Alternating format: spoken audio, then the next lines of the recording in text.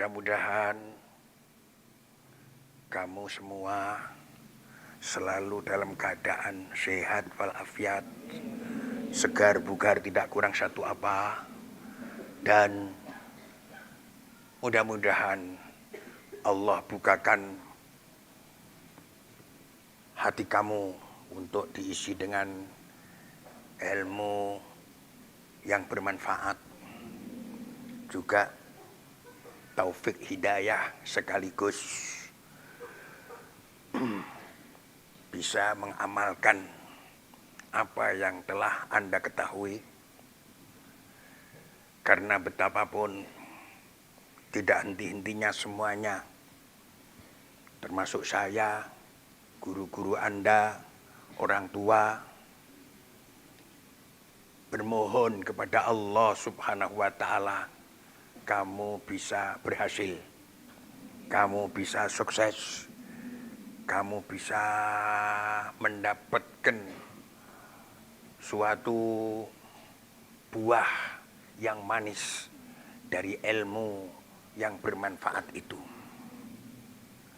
Anak-anakku sekalian, sungguh orang tua kamu seharusnya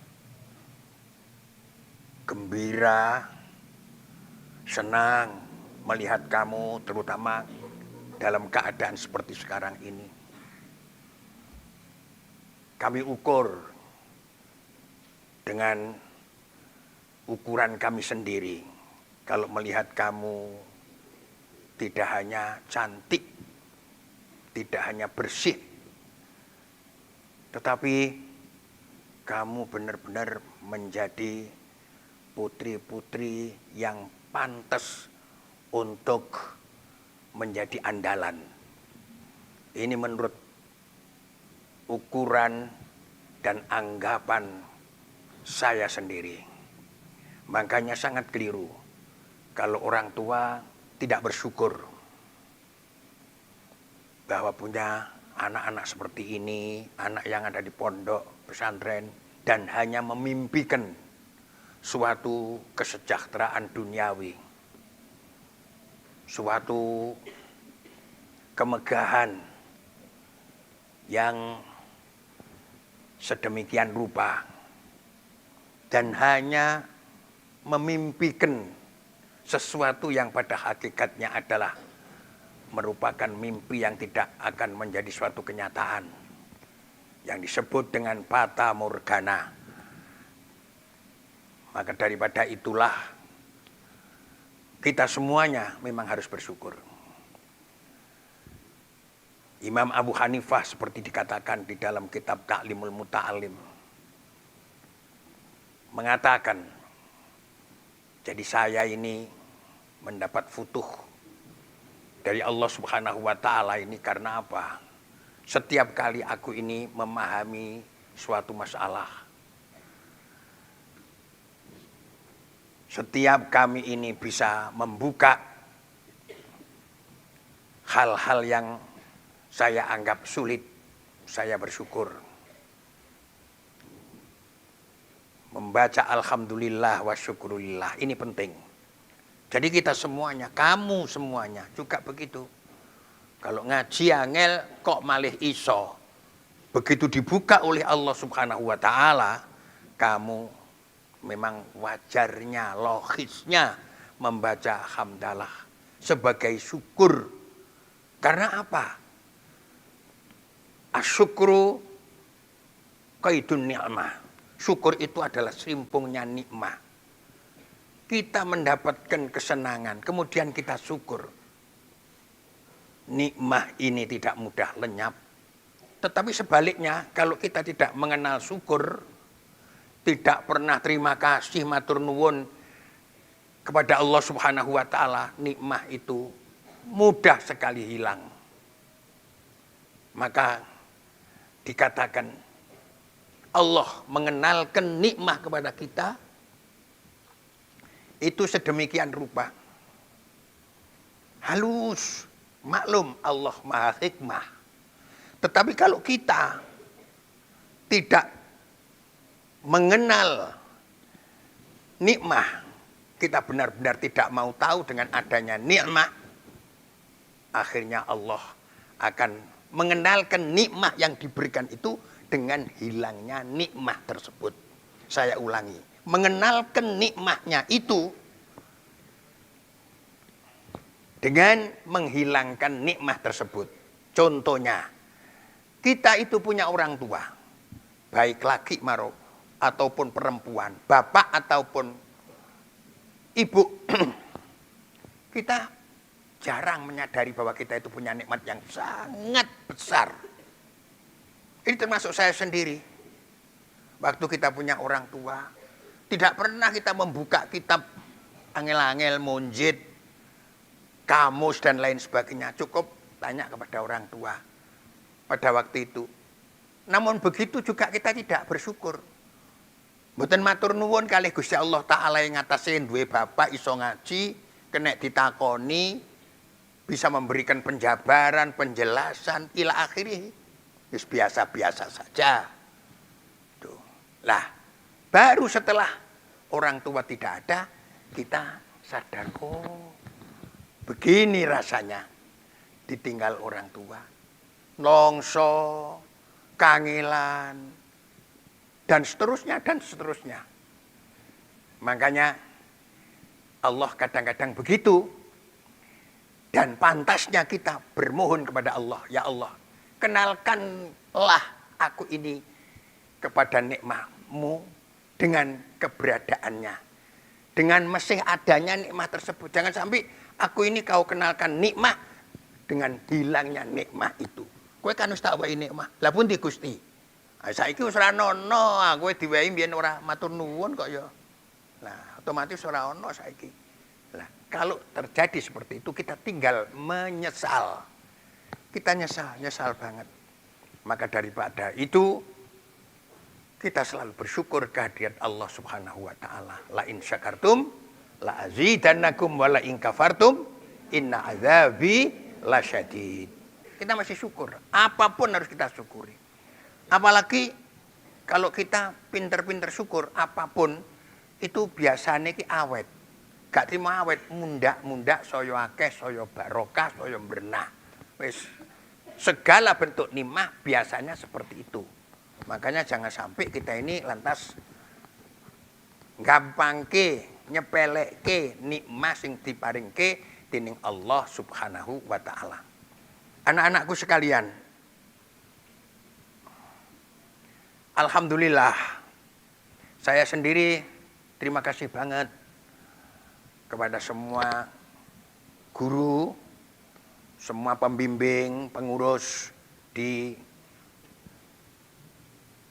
Al-Falah ini formal di Az-Zahir atas kesetiaannya di dalam memimpin anak-anaknya. Saya terima kasih sekali. Saya berdoa mudah-mudahan Allah memberikan balasan yang sebesar-besarnya. Sungguh luar biasa. Dan saya mewakili orang tuanya. Orang tuanya semuanya pasti dan sekali lagi wajib bersyukur bahwa anak-anaknya bisa seperti ini.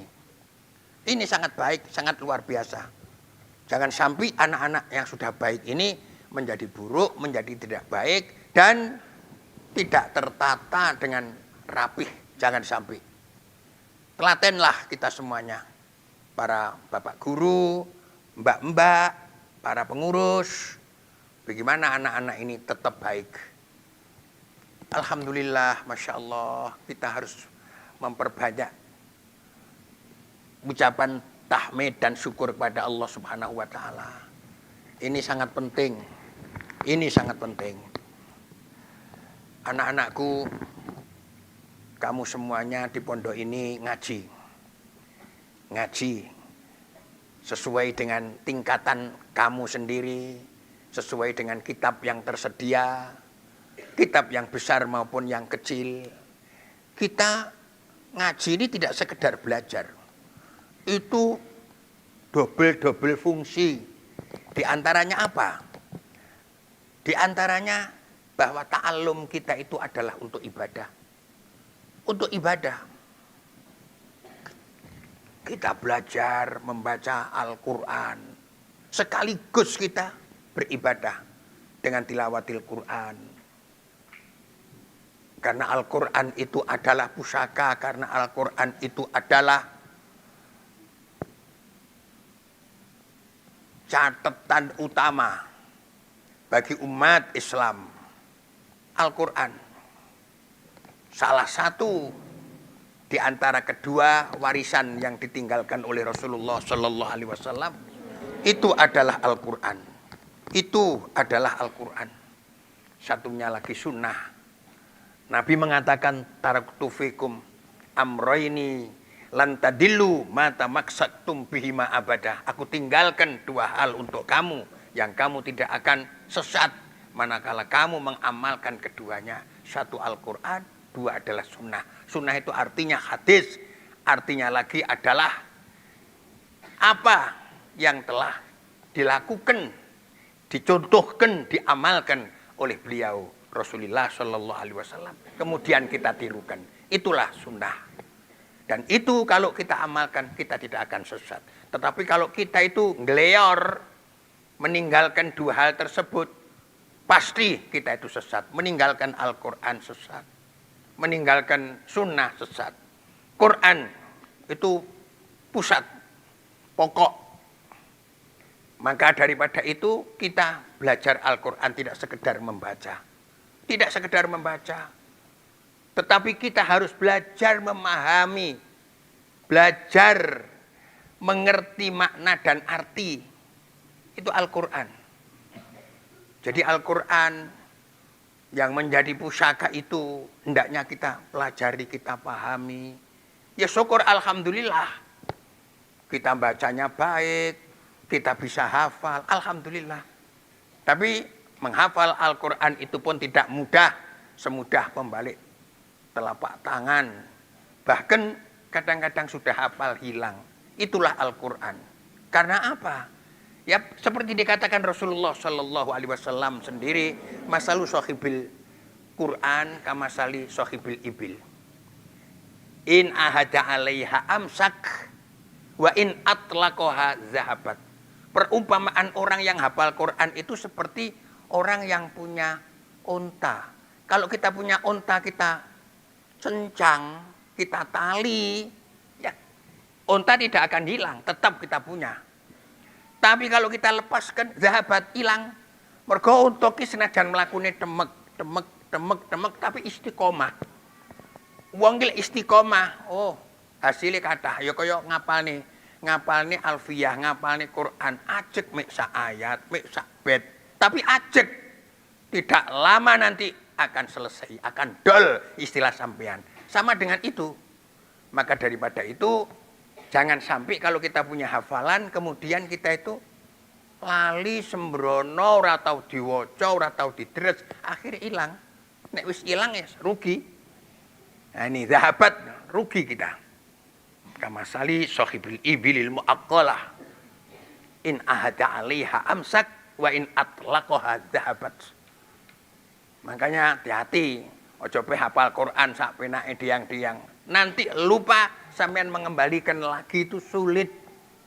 Makanya ayo kalau kamu memang menghafal Al-Quran dibaca terus menerus. Sebab kalamun qadimun la yumallu sama'uhu tanazzaha an qaulin wa fi'lin wa niyati. Kamu tidak akan bosan deres Quran. Dan Quran itu kan punya multifaidah. Multifaidah. Tinggi jopo kene, tinggi wiridan kene. Dibaca saja itu sudah bisa menjadi ibadah. Bahkan mek gur iso maca tok ora ngerti artine sudah bisa diterima sebagai ibadah. Yang penting niatnya yang baik. Memang kalau mau cari yang sempurna dan hebat, ya paham. Paham maknane ki apa, murate ki apa. Sebab semuanya sudah tersebut di dalam Al-Qur'an. Ini. Jadi tidak ada yang ketinggalan di dalam Al-Qur'an itu, apa saja beres pokoknya dalam Al-Qur'an itu. Tinggal kita itu bisa apa enggak mengartikan Al-Qur'an. Mergo pancen Al-Qur'an itu kitab sing paling angel, pancen kitab punjer. Kitab sing serbaguna, serba bisa. Itulah Al-Qur'an. Masya Allah, konco-konco, mbak-mbak, jenengan sing hati-hati ning pondok, selalu ndonga nyuwun yang Gusti Allah taala. Nyuwun tenan. Muga-muga diparingi ilmu sing manfaat. Lan muga-muga sampean dadi bocah sing bener-bener pinter. Sing komplit sembarang kali iso pinter lan menjadi ilmiah amaliyah ilmiah sing manfaat barokah. Allahumma amin. Ikilah nyuwun yang Gusti Allah Subhanahu wa taala. Kula mboten saged matur kathah ngeten mawon dhisik. Wis sambung menyambung kapan-kapan. Sing penting hati-hati sampean. Hati-hati dijaga kesehatane, dijaga awake. Lan lek enek apa-apa nyun sewu segera lapor dateng pengurus yo ndang lapor nyang yai. Aja sampe engko urung lapor nyang yai wis lapor nyang bapak ibune. Padahal daleme waduh gawupuh bapake karo ibune. Beda kalau terjadi apa-apa langsung lapor nyang ngene yai. Yai mangke saged ngekir, oh iki apike dingenekne apike ngene. Wis ora perlu kesusu ngabari omah dhisik ben aja gupuh. Engko ngenteni aku le ngabari. Lek wis tak komando dikabari. Aja kok juk-juk mara wong tuane ditelepon. Lah iki wah lek modele ngene ruwet iki. Gunane pengurus iki supaya ngurus sampean kabeh secara baik dan tertib. Dadi aja sampe ujug-ujug terus ngabari omah dan lain sebagainya. Gunane mboten wonten. Paling mek ngentekne dhuwit, mek gur ngguwak wektu, ngupuhne wong pirang-pirang. Ngoten mila saking menika tenang lek enek apa-apa tenang. Tenang, masyaallah. Tapi muga